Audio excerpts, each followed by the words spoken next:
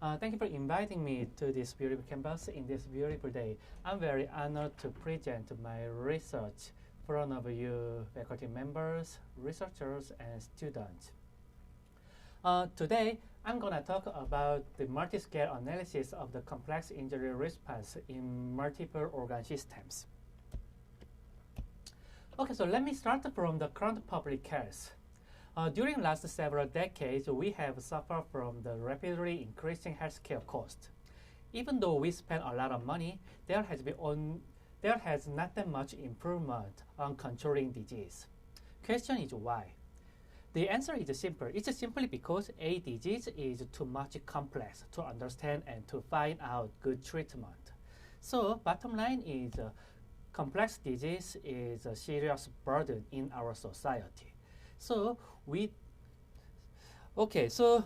there's many complex diseases like cancer or diabetes. Among many complex diseases, we are studying injury, especially severe injury. Injury is the #1 cause of accidental death. Injury is very common and very complex. It often induces whole body inflammatory response from the molecular level to the systematic levels. And it often leads to the dysfunction of the multiple organ systems. Up to now, we don't have a good treatment yet, and because those injured patients should be treated in intensive care unit, it takes a lot of money. So that's why we need to study injury, and we need a new and more better way to study. So here, we like to apply multiscale analysis. So in these days, based on the recent development of the high-throughput biotechnology, especially in genomics, and the development of the medical record or health informatics, and the development of a statistical method, based on this development, nowadays we can actually observe a disease in the multiscale level of molecular level, cellular levels, and organ level, and disease process levels. And by integrating this multiscale information in the context of biomedical informatics, and by combining with the specialties in clinics and biology, in this way we can actually provide multiscale analysis for a complex disease. Definitely, this multiscale analysis requires a lot of effort, so it cannot be done by a single lab or a single person. So that's why we organize a large-scale multidisciplinary research consortium. That is GLU grant. GLU grant actually, in here the GLU means actually to put together different technology and specialty in order to solve our very important problems. In this case, severe injury. So here. Can I ask who gave the GLU grant? Where is it from? So it's provided by NIH. Which institute? Let me think. I think it was General Medical Sciences, if I'm not General mistaken. Medical? Because No. It's actually different. Because of this grant is a very large scale, so they actually start a new institute for this grant. Start a new institute? So the NIH have not institute. How can I say that? NIH have several like the cancer, National Cancer Center, something like that. They actually start something new. So you can actually go to the glugrant.org, then they can explain. I almost forgot. Health and Genome Research Institute, something like that. NIGMS. Yeah, so right, that one. Well, NIH, GRI maybe. No, it says NIGMS. Yeah, something like that. Okay. Yeah, they actually start a new kind of stuff to support this large scale, because it takes a lot of money and it's a 10 years project, so it's a large scale. Is it a roadmap? There was like a special call for these things, and it was like Multi-institute BA. multi-institute 700-page grants kind of thing. Oh, okay. Right. That's why we call it large scale, multidisciplinary, whatever. Definitely large. Yeah. $15 million and above. Right. So it's quite a large scale the research consortium. Okay. So in this consortium, for example, the Harvard Medical School side, they provide their specialty on clinics, and they provide all kind of patient information. And our Stanford side, we provide our specialty on genomics and data analysis. Especially, I'm the member of the Stanford Data Interpretation Core, which means I did all kind of data analysis. Besides Harvard and Stanford, many other universities like University of Washington or Texas or Florida, the many other universities and hospitals are participated in this consortium. Okay, so here is our research strategy. Basically, we want to study severe injury, and the severe injury affect multiple organ functions. So basically, we want to investigate the response of these organ functions. Among many organ systems, immune system response, okay, so the pointer is not that good, but the immune system response is quite important because severe injury often induces inflammatory response. Basically, the response of the immune system is the response of the white blood cells, which means we need patient blood samples, which is very easy to get.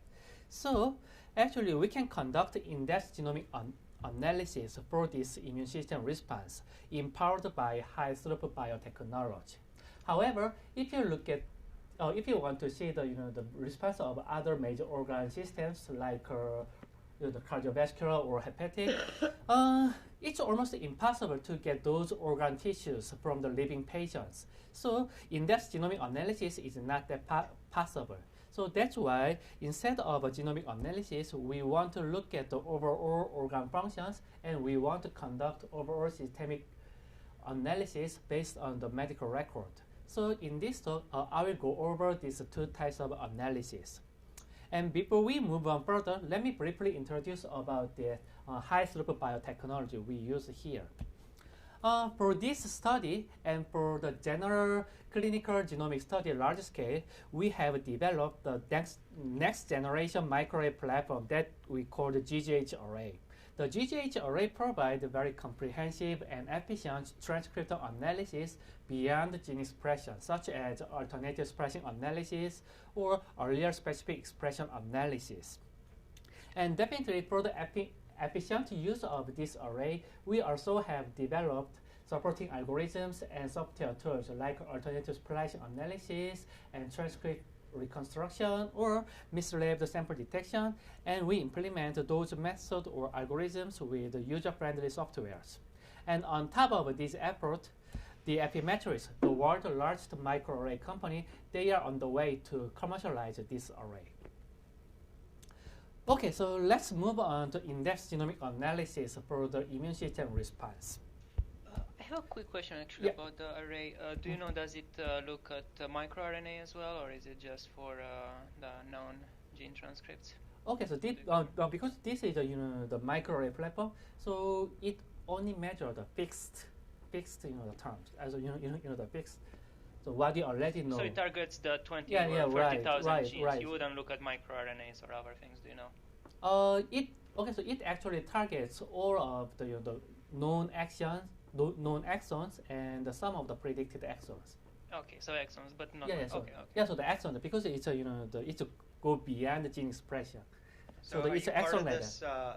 This transfer to Commercialization. Affymetrics, the commercialization. They are on the way to commercialize it. But are you part of that though? On the commercialization? Yeah. That's a very tricky question because I don't know exactly what's the relation in terms of especially money, but we tried because I developed some software. So definitely, in order to commercialize this array, they also need to to provide some softwares. So we once tried to sell my software to Epimetrics, but I don't know. But there's we still trying to do. Yeah. So and the array itself, I don't know. So who actually takes all the benefits if it's really commercialized? But I don't know because that's the level of the PI. PI gonna negotiate it. So yeah. Okay. So anyway. Okay, so for this study, we first collect severe trauma patients from 6 medical centers, and we take patient blood samples, time course after injury, and throughout some pre-processing, and we load patient samples on microarrays, and by reading raw signals, up to now we have collected 5,000 of microarray chips as well as 9 RNA-seq datasets. Definitely, this is a huge data set, and we need some clustered machines to process it. And throughout the low-level processing, we finally got the gene expression profile of a whole human gene and for all patients across time. definitely this is the large-scale observational clinical study, and there can be many noise sources, and there can be many issues for the analysis. For example, there can be a multi-center variation, and in order to prevent this multi-center variation, we implemented a standard operation protocol, which essentially provides identical treatment regardless medical center locations. And because we are using the genome technology, there can be some technical artifacts. So that's why we implement some automatic quality control and outlier detection systems.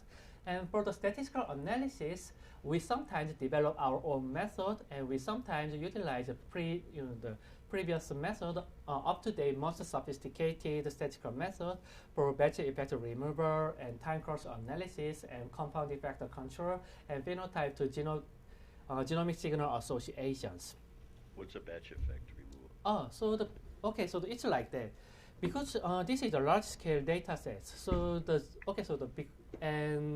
sample preparation and the hybridization on the microarray, that takes over the year. So over a year or more than a year. So which means some experiment on this year and some experiment in this year, there can be some systemic Because the of bias. calibration issues? Or Yeah, some calibration issue because because simply you use different machines, so we need to correct those bias. That's the batch effect. Okay. So are you just getting data from injury patients, or are you getting controls as well? Or Oh yeah, so we also have a control. and what kind of injuries? Is it just any kind of injury? Here we are mainly talking about the severe trauma patients. Probably like car accidents. Yeah, so hit by car, basically. Okay, so definitely, this resource, the data and the analysis, they are very complicated and large scale. So for the efficient sharing of this resource, we implemented interactive website. On top of those efforts, we actually can make a successful analysis. And actually, this guy, that one was me a few years ago as a graduate student to overcome technical artifacts. Okay, anyway. Okay, so we first look at the common response of the injury that most of the patients expect to experience. Throughout some statistical analysis, we found 16,000 of human genes that corresponding to the 80% of human transcriptome experience a very rapid and significant change by injury. That's why we call it genomic storm. Actually, this heat map shows complicated change of this gene expression changes. Okay, so each single row of this figure represents gene expression change over time, and the first column is healthy controls, and the second column is the patient samples at 12 hours after injury, and 1 day, 4 days, 7 days, up to 28 days after injury. And blue means gene expression is suppressed, and red means gene expression is activated. So if you look at this group of genes, they are initially suppressed. However, by injury, they are immediately activated, then they get back to normal very quickly. And if you look at this group of genes, they have a similar immediate activation, but they take longer time to recover. And in this group of genes, they initially have almost no change, but they have a late activation. So they have also complicated changes. But in large, half of the genes are actually activated and half of the genes are suppressed. In order to characterize this complicated change, we applied functional analysis based on our previous knowledge of the gene functions. Then we look at the cellular functions that enriched in the activated genes as well as the functions enriched in suppressed genes. If you look at the functions in activated genes, they are integrin signaling pathway, leukocyte extravasation, or IL-10 or toll-like receptor pathways. Basically, they are all related to the innate immune response. If you look at the functions in suppressed genes, as you see that they are all T-cell related, which means that they are all adaptive immune response. So bottom line is that this complicated common response simply can be characterized simply by the activation of the innate immune response and the suppression of the adaptive immune response. This actually provides better understanding for the disease. Is this just a sample of the functions? Like, how did you determine these specific? You know, that previous slide you told me, were that, was Well, that the whole ones you genome? listed here, there's. Yeah, yeah. Okay, so those are the activated genes, and those are the suppressed genes. Is this No, I understand, is but- it just the immune system genes, or is that the whole? Yeah, genome? well, there's probably a long list of functions. right. related. Oh, So yeah, how so- did you come up with Oh, this small okay. So there are some statistical tests that actually test whether it's how much significantly enriched in those Okay. group of genes. Then just list as the order of the statistical significance. What they call the enrichment test. Yeah. Mhm. Okay. So here is one example that toll-like receptor pathways. Toll-like receptor pathways is the most upfront pathway of our innate immune system. Innate immune response, and as you see, many genes in the toll-like receptor or the intermediate genes, they are all activated, which means toll-like receptor pathway itself is activated. Okay, so another interesting point is a different response according to patient outcome. In our study, we have uncomplicated patients, which is basically a good outcome, and complicated patients, which is poor outcome patients.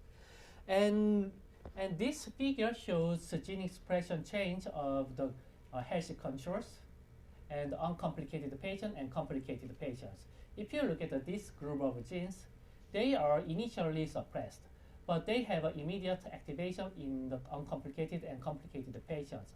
However, the difference is in uncomplicated patients, they get back to normal very quickly around at 4 days, but in complicated patients, they take longer time to recover. So basically, if you look at the average gene expression change of the activated genes and the suppressed genes, actually the uncomplicated the patients and complicated patients, they share the very similar patterns, just unimodal change, just activated or suppressed, then get back to normal. Only difference is the magnitude and the durations. And from this different response, we want to find out the new therapeutic targets. So for this purpose, we first applied some statistical analysis and we screened 64 genes that strongly associate with the patient outcome in terms of the gene expressions. And in order to characterize more these 64 genes, we applied a network analysis. In the network analysis, okay, so each node can be each genes, like one of these 64 genes. And we linked each genes with known interactions from our previous knowledge. Then we extract heavily interlinked subnetworks. Then this network is statistically most the most significantly interlinked subnetwork. And very interestingly, in this subnetwork, so in the middle, some gene family that called interference, they are actually the connect all other genes. But very interestingly, these interferon genes are actually, it's not colored, which means they are not they are not the member of these 64 genes. Actually, these 64 genes are colored in this graph. Okay, so which means these interferons are not associated with the patient outcome in gene expression levels. However, they are actually linked to other, the 64 genes that associate with the patient outcome in gene expression, which means these interferons might regulate the expression of these 64 genes in the protein level or cytokine levels. So in order to check this point more clearly, we actually try to computationally infer the cytokine activations. For example, if a cytokine is activated, it actually bound to the cell receptors and it activates transcription factors, and this transcription factor actually expresses all of the downstream genes. So if we have a knowledge about this signal transduction pathway from our knowledge, and if we know the gene expression of these downstream genes, we can actually computationally infer the activation of these cytokines. So, what does this have to do with interferon? Oh, okay. So let me explain. Because the interferons can affect to the protein level or the regulator level, which means they can affect as a form of the cytokine, because the interferons is usually one of the cytokine protein. Oh, okay. Okay, so we apply this idea to our data. Then we find all kind of the strongly suppressed or activated cytokines in the poor outcome patients, And as a result, all of the interferon gamma, interferon alpha, interferon beta, they are all related as a top candidates. Actually, this analysis makes some important clinical suggestions, which is new therapeutic targets. Interferon itself, function itself can be a new therapeutic target, or at least it can be the starting point to find out new therapeutic target for the severe injury. This is the first clinical implication from our study. Okay, so because that this is a very complicated result, so we built an interactive web-based portal to share this analysis and the data. And by accessing this website, you can see all kind of our analysis and data. Okay, so let's move on to overall systemic analysis. Before you move on, the interactions come from where? Okay, so those interactions come from some knowledge base. What we use the Ingenuity. You know Ingenuity? Which okay. knowledge base? Yes. Oh, so Ingenuity knowledge base. Ingenuity is some company, so it's a commercial knowledge base. Okay. Yeah. Okay, so the injury is a very complex disease that affects multiple organ systems. And among multiple organ systems, we already look at the immune system response throughout the in-depth genomic analysis. However, we still have many other organ systems like a neurological system or cardiovascular or respiratory system. As we saw, the in-depth genomic analysis for the other organ systems, those are not that possible. So instead of the in-depth genomic dynamics, we more focus on the overall organ functions for these organ systems. Okay, so let's look at a severely injured patient in intensive care units. For these patients, many machines are actually connected to these patients, and they monitor and support the life function or the organ function of these patients. For example, this machine actually monitors the cardiac rhythm, and this is a respirator that actually supports some breathing functions. And from this urine drainage, clinicians can take the urine samples and they can perform some lab tests. All of this information and the clinical lab test results, they are all collected and managed in the center as an electronic health record. So by digging up this electronic health record, we can actually find out proper variables that are related to the the organ functions for the patients. Actually, utilizing the raw measurement for this organ function is very difficult. So instead, we are using the more scaled organ function scores. In here, that organ function score, what they call the Marshall score, that actually scales organ functions from 0 to 4. 0 means it's healthy normal, and 1 is there is a little bit dysregulation, and 4 is the worst failure. And here we use this organ function score defined 6 major organ functions. Those are the neurological function and respiratory, cardiovascular, renal, and hepatic and hematologic functions. This one shows the typical time course change of this the organ function score. Let's look at this blue curve. Blue curve represents the hepatic function change. Initially, it is 0, which means the hepatic function is normal. However, at this point, I start to become fair. Then after a few days, it gets back to normal, and it keeps normal until the end of the observation. And that's why we can define this point as the recovery point of the hepatic functions. And one more thing is, actually this organ function score only can be defined after 2 days of the injury. Before 2 days, because there's all kind of the mix of the drug and treatment, it's not easy to define those organ function scores. So it only defined after 2 days. Anyway, okay, so there can be many ways to analyze this kind of data, but here we are mainly interested in the recovery of the organ functions, which means the time to recover event and their relations among multiple organ recovery times. However, the analysis is not that simple. It is actually complicated by missing observation, or in statistical terms, it's a right sensory. We sometimes miss some of the recovery events to observation because some patient died in the middle, or some patient left the hospital without recovery. So basically, we want to analyze time to the recovery event of 6 organ functions in the presence of the right sensory. In other words, we want to do the multivariate survival analysis. Before we talk about the multivariate survival analysis, if we look at the univariate survival analysis that handles only one event, that's a very classic problem and it has a very well-known solution. That's a Kaplan-Meier estimation. So the natural extension to the multivariate case is just to apply this Kaplan-Meier to the high-dimensional space. However, it is surprisingly difficult. There has been some effort to apply this Kaplan-Meier to the multivariate case. However, they commonly have some problems. Sometimes they produce some, the negative probability, or their computation is theoretically fine, but practically their computation is not possible, something like that. So that's why we decided to develop a new method that called the CenOpt. CenOpt method based on the structured multivariate analysis idea. Okay, so let me explain what's the structured multivariate analysis.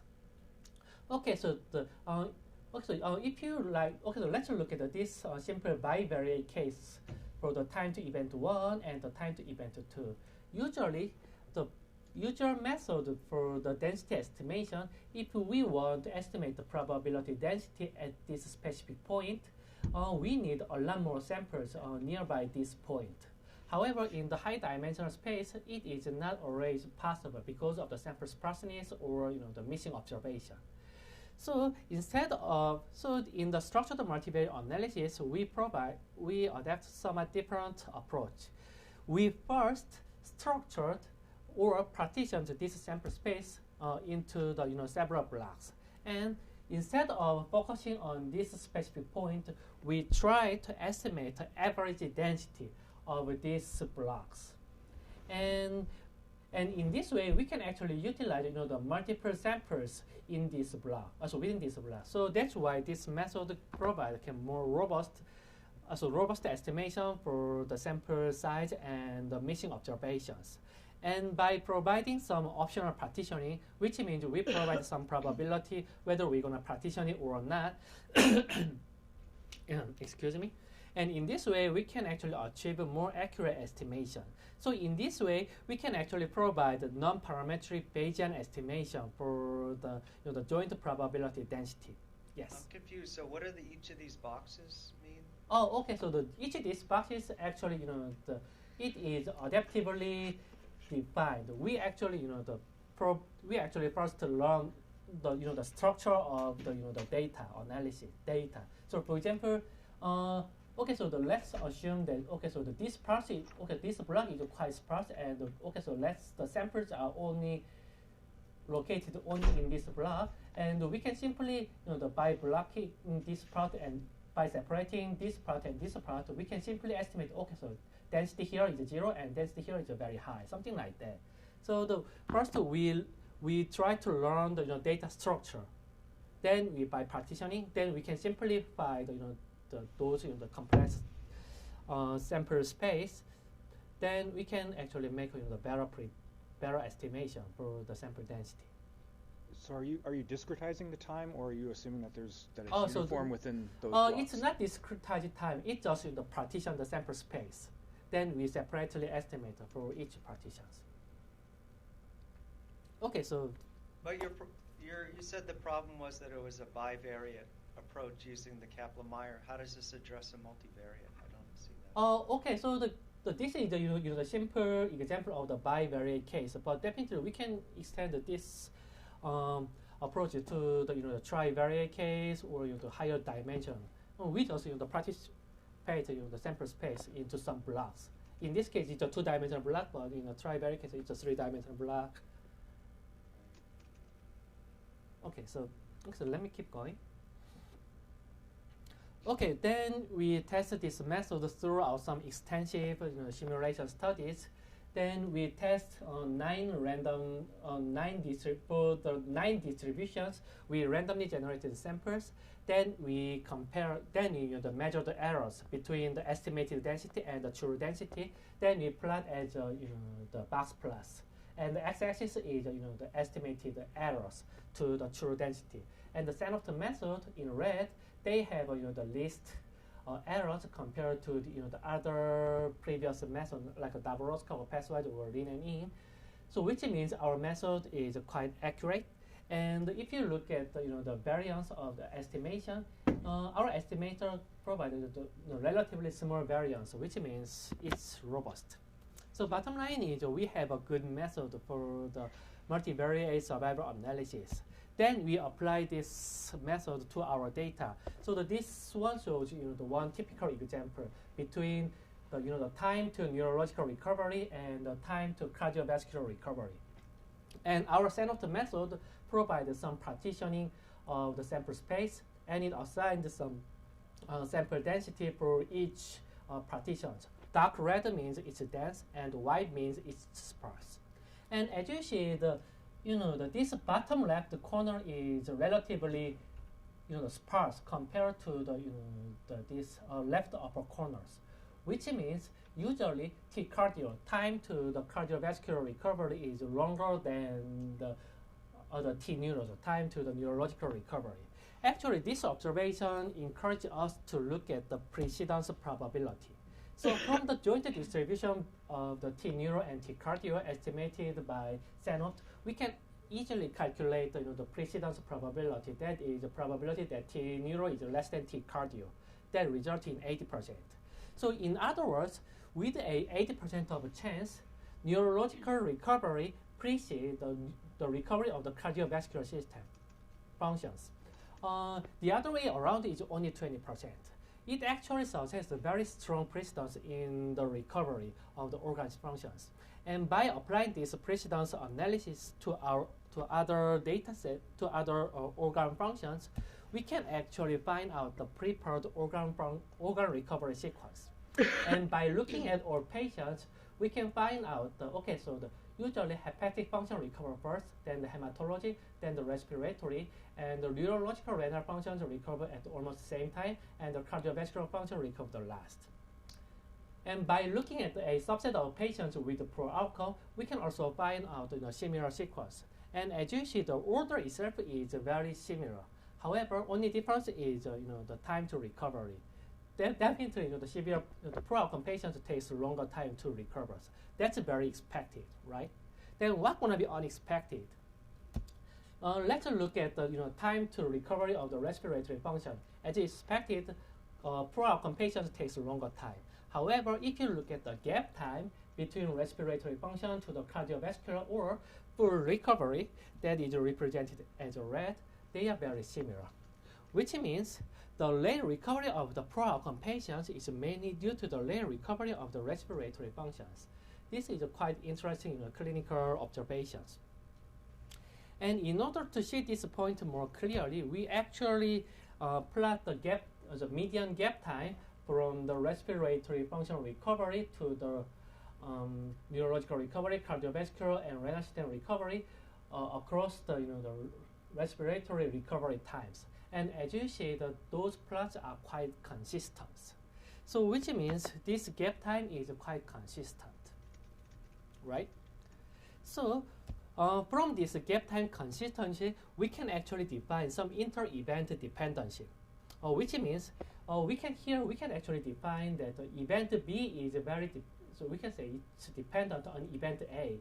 If time to event A, so event A precedes event B, and the time to event A is independent, the gap time between two events. So if these two conditions are satisfied, we can say event B depends on event A.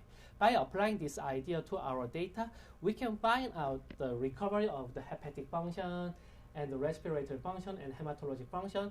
Their recoveries are more independent. However, the recovery of the neurological function and cardiovascular and renal functions, their recovery is more depends on the respiratory recoveries. And from this analysis, actually we can say the respiratory recovery may cause or at least is necessary for the recovery of other organ functions. And from this statement, we can actually make another important clinical implication, that is prioritize treatment, which means just treat the respiratory function first, rather than to trying to recover whole body system. When you say time A precedes time B, are you saying that has to happen with probability 1 from your model? Or Okay, so it's really hard to say probability 1, so we just make some threshold. So if the probability is higher than some percent, Right, then we right. can, yeah, so that's Okay. because this is observational data. There's no probability one. Right. Okay, so this is another important clinical implications. So Oh. can you go back to that your statement there? So treat the respiratory function first. Yeah. So is your goal of this paper to try to change the way clinicians treat trauma? Okay, so the currently, I'm presenting all of our study of the GLUGRAD study. So the final goal of the GLUGRAD study is first we understand more better for the disease, and second is we try to find out the new treatment, better treatment of the severe injury. Okay, so but like I said, the goal of this work then is to try to get clinicians to think about how they treat. Definitely. Yes, right. That's our the fundamental goal, actually. Okay. Yes. I wonder, was there any assessment of how for instance, treating the blood or liver first was necessary in order to treat? I mean, I can see how the respiratory functions sort of feed the rest, and that you might therefore want to treat it first in order to get further along faster. But what if you can't, in fact, treat the respiratory functions and because of some other requirement that's in either blood or liver? Okay, so that's a good question. So because we just suggest some the new treatment as from the data analysis, and actually if you want to really implement this treatment in real system, that's very complicated because there's a lot of complication in practice. So that's why we at current stage we just suggest. And currently I don't have any data or ideas to whether there going to be the prioritized treatment is really possible at this moment, or the clinicians had a really good idea for such a case. So I don't have the concrete data or ideas at this moment. But this is fundamentally looking at taking what I'd call like a SOFA score, systematic organ failure score, that would be used in triage, and maybe apply it differently. I think that's what Matt was kind of getting at.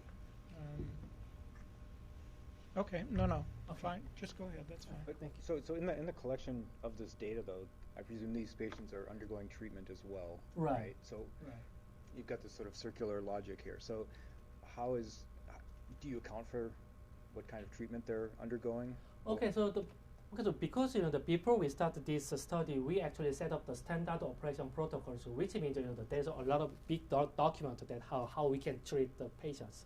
So if you look at that document, we can get some idea, but by myself I haven't looked at it because that's only for clinicians. So actually we have some operation protocols. So in that operation protocols, I don't think we don't have any prioritized treatment. Just a bit of a thought. I can see how you're trying to get to treating the respiratory functions first. There's an area of study that you might call legal triage.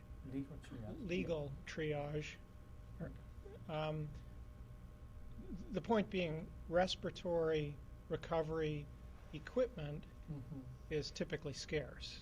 There's not enough to go around. So, and you need a team of people in order to, use a ventilator and so on. Oh yeah, right. So the respiratory treatment. Okay, so I'm just saying simply saying the respiratory function. Okay, so here what I want to say is we need to recover the respiratory function first. So there's so many ways to recover the respiratory functions. Ventilator may or may not the way to recover the respiratory function. Definitely it helps to breathing patients, but I don't know whether it really helps to recover the respiratory functions. Okay. Okay, so up to now we have looked at the in-depth genomic analysis as well as the systemic organ level analysis. Then what's gonna be the next? Yes, next gonna be the integrations. There are gonna be so many ways to integrate such this information, and the full integration is going to be very difficult. So here, I would like to suggest basic level of the integration in order to address very important clinical questions. that is predictions. So predicting patient outcome is very challenging, especially in this severe injury case. So that's why it needs integrative analysis. And for this prediction purpose, we actually collect 141 patients who had both clinical and genomic informations. And from these patients, we divide those patients in the two groups, training and test groups. And from these training patients, we first, because definitely we want the early stage prediction, we first use a gene expression profile at day 1. And we also use a organ function score at day 2. Please note that the day 2 is the first day we can get the organ function score. Okay, so from this gene expressions data, we first select some features using some statistical tests. Then we get the 19 genes, and using some the dimension reduction schemes. Then we finally get the 2 principal components. These 2 principal components is our genomic predictors. And for this functional score, from our previous analysis, organ level analysis, we already look at the respiratory function is quite important. And from another analysis I didn't show, hematology function is also important. So we use these two functional states of these 2 organ systems. So in summary, there is 4 predictors. And using these 4 predictors, we fit the overall recovery with the Cox proportional hazard model. Then we build the prediction models, and by applying this one to the test sets, we predict risk scores.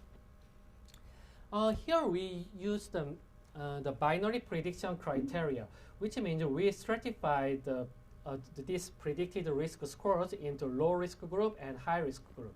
So if we predict these good outcome patients with low risk, they're going to be true positive.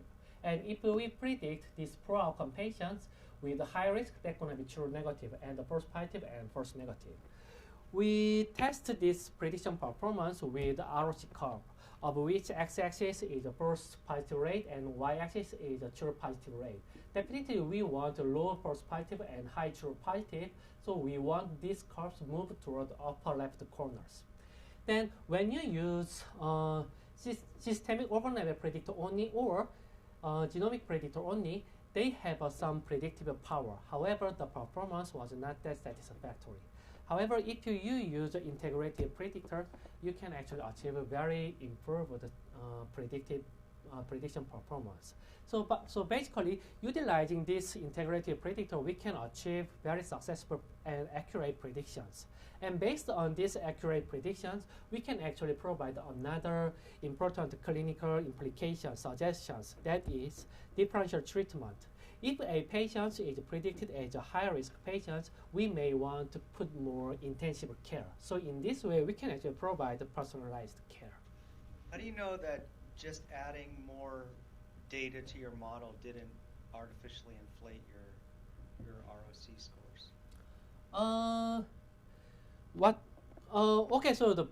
So in these models, we just add, so this one and this one is a totally different information. So for example, we use only 2 principal components, right? If we use the 4 principal components, there's not that much improvement on the prediction power.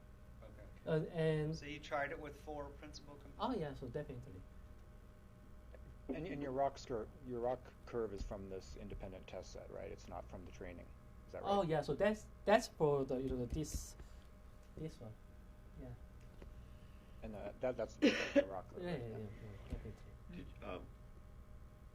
Since you have to wait 2 days for your predictors, would that affect the ability to intervene? Okay. Sometimes, so that's a very early important 24 point. hours might be the most critical. Yeah, so that's very damage. important point. So actually the clinicians want to go up to the day 1, but the day 2 is only available things. So That's for liver, you said, but other organ could be predicted earlier. No, actually it's not. So all the organ scores only available from the day 2.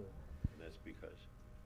That's because before 24 hours, so the clinicians put a lot of drug and treatment, so the organ functions are quite messed up. So that we can actually stabilize organ functions. I see.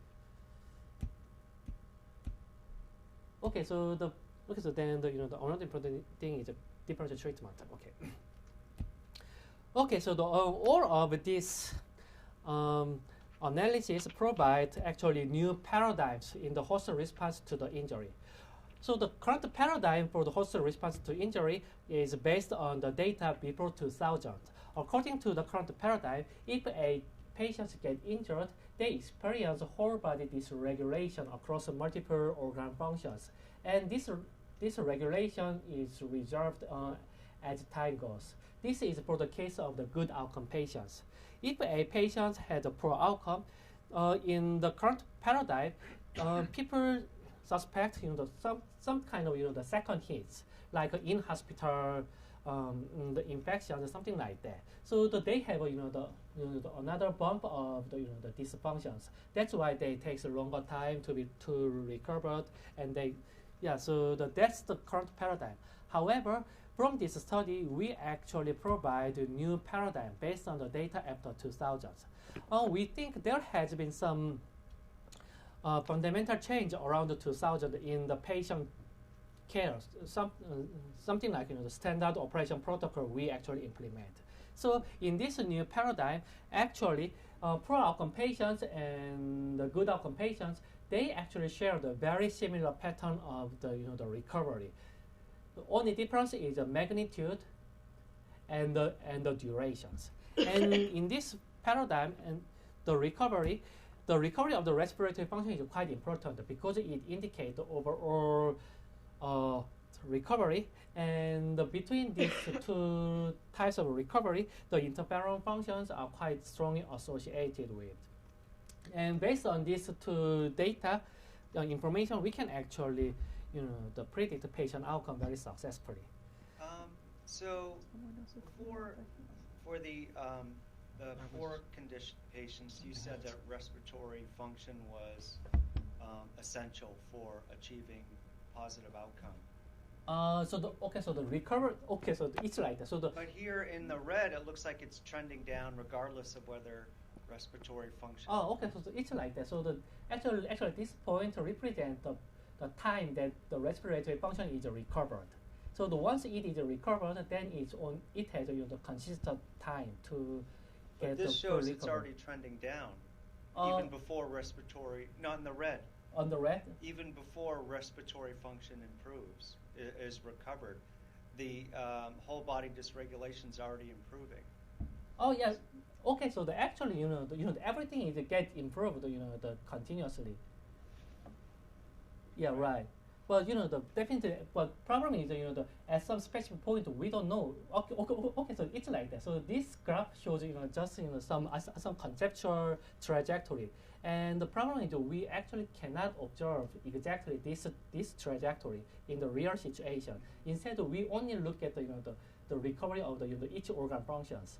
Then if you want to see the recovery point of the respiratory function, then you can little bit relieve. Yeah, because it indicates with high probability it indicates the overall recovery. So now you're saying that are you saying that the improvement in reduction of medical errors for patients that have lengthy stays has caused this graph to sort of flatten out? Rather than have this. So the second hit right. You're saying is related to the complexity of the patient, but also adverse events and infection control within the hospital?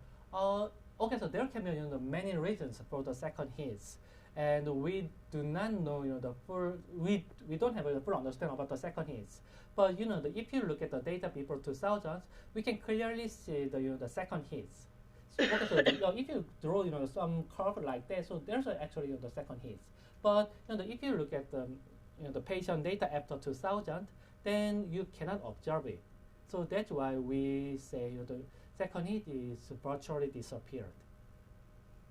But what data are you considering to make that comparison? Okay, so for this new paradigm, we actually collect our own Glugrant data, and the Glugrant data include both the organ level and the genomic level, and both organ level and genomic level we cannot find this second hits.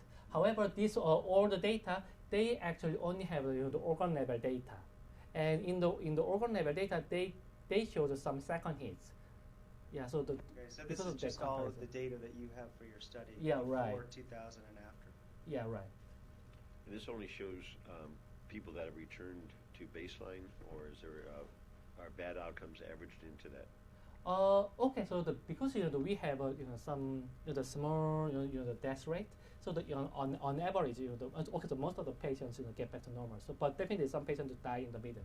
So is that including those patients? Or did you exclude them? Okay, this is the sort of conceptual lines. So but you based it on your samples, or any of the samples, patients that had that died during the. Yeah, right. So they're averaged into this.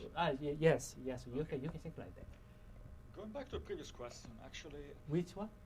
No, yeah. The trend aspect of that improvement. Mm-hmm. You're looking for the moment, so that red dot is the moment the respiratory rate is fully recovered. Right. But before that, your score had a 5-level. Mm-hmm. It was a 5-level score. So, did you try to look at the trend of those values, or just at the moment it reaches zero? That's a good question. So there's many ways to analyze that kind of data, but for the simplicity, I only look at the recovery times. So that's the way I analyze the data. So definitely that's another way, and very interesting. Okay. Could be a situation where you stay at so 3, 4. So we don't know. So we don't know. Okay. But does that also suggest that the recovery, the respiratory function recovery would always be at that point of inflection in the curve? Okay, so that's hard to say because I just drew it to deliver some message, so the simple message. So I just drew it. It's not from some computation. Okay. But, so it's but not from this is some conceptual figures. Okay. Okay, so in summary, so we are studying injury because injury is very severe without good treatment, and it takes high cost for cares. And definitely we want to improve the treatment. And for this goal, based on the genomics, bioinformatics, electronic health record, health informatics, and many other tools, we suggest new paradigms in injury response. And based on this new paradigm, we suggested prioritize treatment, differential treatment, and new therapeutic targets. So in this way, we can actually get one step closer to our fundamental goal of the improved public health. Definitely, we want to move further. So, for example, towards some multiscale disease modeling. Okay, so let's think about this simple simulated injury and toxemia. From the systemic study, we already know this endotoxemia patients experience high body temperature and increasing of the heart rate. And for its molecular mechanism, we have quite good quite good understanding for the molecular mechanism. This endotoxemia starts from the molecule that called LPS, and this LPS actually initiates all kind of induce all kind of pro-inflammatory cytokines and anti-inflammatory cytokines. Even though we have a good understanding in the molecular level and systemic level, we still don't know how this molecular level affects to this systemic level. So we need some computational modeling that across all other the organ level of the organ levels, and sometimes we go deep down to the molecular level. Sometimes we only limited the organ or overall organ function level, and we go through the multiple organ function systems. So from this computational multiscale modeling, we can actually have the better understanding for the disease, and we can find out the better treatment. And by overlaying the patient's data on this model, then we can find out some personalized treatment. Okay, so up to now, I mainly talked about my research about the severe injury, but besides, I also have some other research like the knowledge-based analysis for high-throughput genomic data and systems biology, or I already did some of the works for the breast cancer risk factors, especially in co-cultured case. And currently, I'm working on the alternative splicing analysis in the injury. So if you are interested in the others of my works, you may want to read these papers or just simply ask me. Okay, so last but not least, I want to express thanks for many papers. Wing Wang is my the postdoctoral mentor in in statistics, and Ron Davis is my PhD advisor at Stanford Genome Technology Center. And Ron Tompkins leads this glue grant project at Harvard Medical School, and I also want to appreciate many other glue grant program papers. And finally, thank you very much for your kind attention.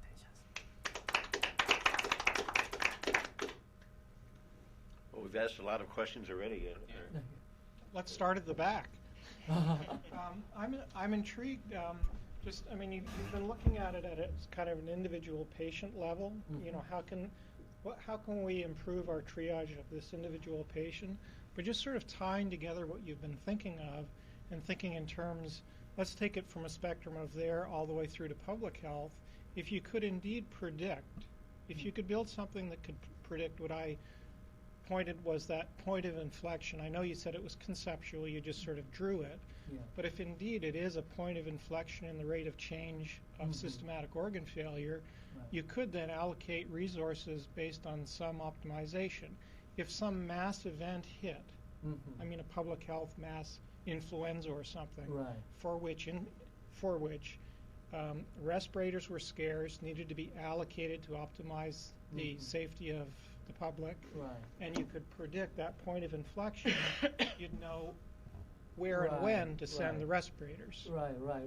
Actually, for this study, we actually have collect 200 of the clinical variables, and among them, I only use let's say the 6 or the 7 variables. So definitely, we can include the other variables in our analysis, and we can definitely build the better models. But definitely that's hard, so we need to study more. Yeah, I totally agree. And getting to Garrick's question about treatment, how are you going to incorporate treatment on the first couple days into your model? Or is there consideration of that in order to maybe bin patient into treatment categories? That's a good question. So, but the problem is, it depends on the sample size. Currently, we have 2,000 of samples. But if you start to divide into each treatment, I don't know. So each different treatment has how many patients gonna have. So definitely it's possible. It's possible. But I'm just worrying about the sample size, whether we're gonna have a. That's a good point, though, because how different are the initial protocol treatments for trauma? Okay, so basically because before we started this study, we actually set up the standard operation protocols, which actually provide essentially the same treatment for all patients.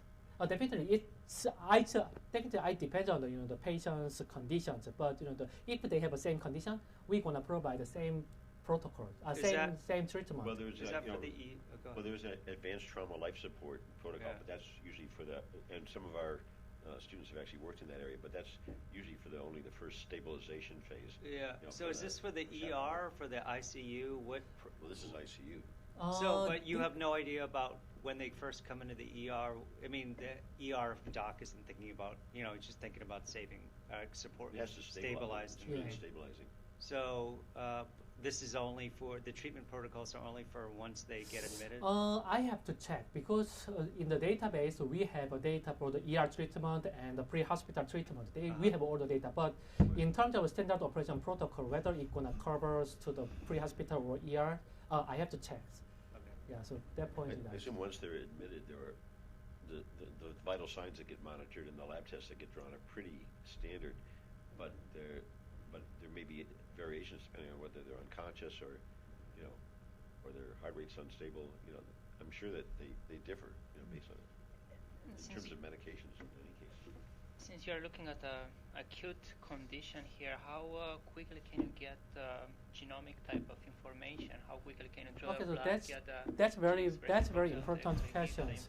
Okay, so with the current technology of the micro, that's why we need to use a microarray. So with the technology of the microarray, we can get all the results within 24 hours.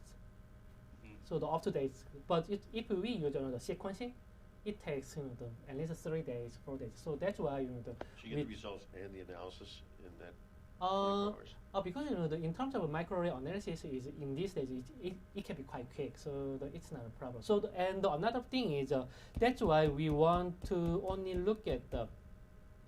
So for example, in this case, I can see. Okay, so the 19 genes. if you only consider the 19 genes, you can do it much quicker. But those 19 genes might differ, though, depending on the patient. No, because these 19 genes are selected from the set of patients. That's a priori? You've already determined the 19 genes? Because these 19 genes are determined from this set of these training sets. So which means we assume that these training sets represent whole population. So we assume that these 19 genes are gonna be the effective for all patients. Let me ask you another question, because the multiscale analysis, is an interesting topic in itself. And have you thought about other clinical problems where this would be a useful, or any of the methodologies that you're doing here transferable to other multiscale for clinical problems of chronic disease, let's say, or something? Okay, so that's a good question. So because we already look at this is only for the trauma patients. Right. So we also from my another study, we already look at the other inflammatory disease like the sepsis, or some infection or the acute lung injury, or some infection during the surgical operation. They actually share the very similar the genomic response, which means we may be able to apply these concepts to the other disease. And more generally, that's actually what I want to do. We want to build some kind of this multi-scale disease modeling. So once we have some computational method to build such a model, then we can actually apply to the other diseases. So is it only inflammatory? Okay, so we can start from the inflammatory disease because I'm very familiar to inflammatory disease, but we can actually extend it more to other complex diseases like diabetes. So diabetes is a very good example because we already know that many injured patients actually experience resistance to the insulin, so which is very similar to diabetes. So there's some link. So we can actually easily extend it to the diabetes. Have we asked enough questions? Yeah. Well, thank you. Yeah. Okay, thank you very much.